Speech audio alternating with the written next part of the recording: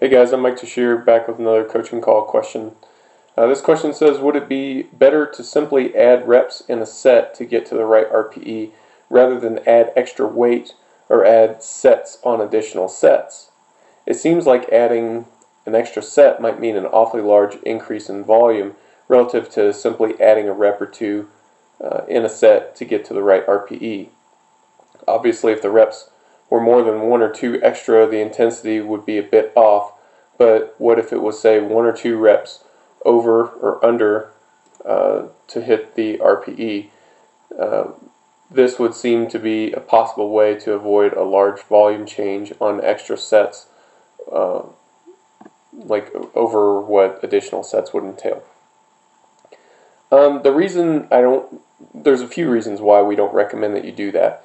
For one, we don't want you to try to assess your RPE during reps. When you're under the bar and you're doing your sets, focus on doing the sets.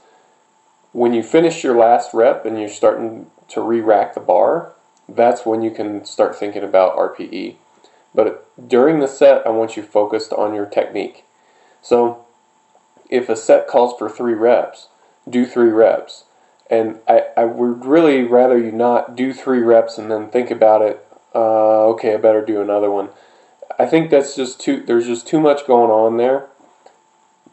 And maybe that's something that you could develop a skill for. I've never thought about it, or I've never tried it. But it seems to me like there's just too much going on there. And then if that's not enough, there's a second reason as well, and it's something that you alluded to.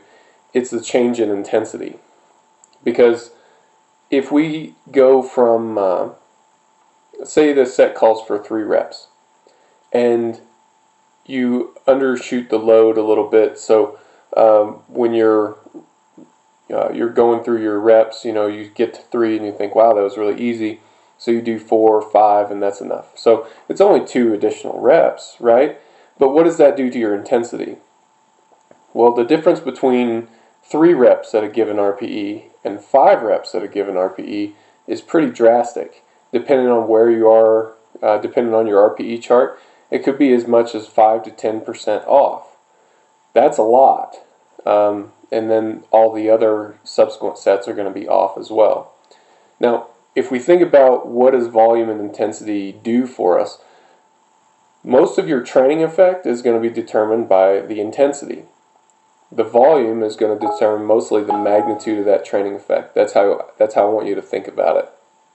So if your intensity is off 5 to 10%, then we're not getting the training effect that we're looking for. I mean, at that point, we might as well just be using straight percentages. The volume determines mostly the magnitude of your training effect. I'm okay with it if your volume is significantly higher in one workout versus another, because the volume, we're just pushing the volume as much as you can tolerate. What the volume feeds into a feedback loop, which is part of what track assesses. If the additional set or 2 sets, at most 2 sets really, if that disrupts your recovery processes so much, then it's going to feed back into track and it will be reflective in future workouts. That's a price that we're willing to pay to get you the right training effect and to get you the right magnitude of that training effect. So what more typically happens is that it doesn't disrupt. It might give you a blip in your track score, but as long as it's not something that's happening all the time, it's just really not that big of a deal. So that's really more or less my recommendation. Do the reps that you're required to do, assess your RPE after. We do it this way so that you can focus on your technique and so that we can get the right intensity on the bar and get a good dose of that correct intensity loading.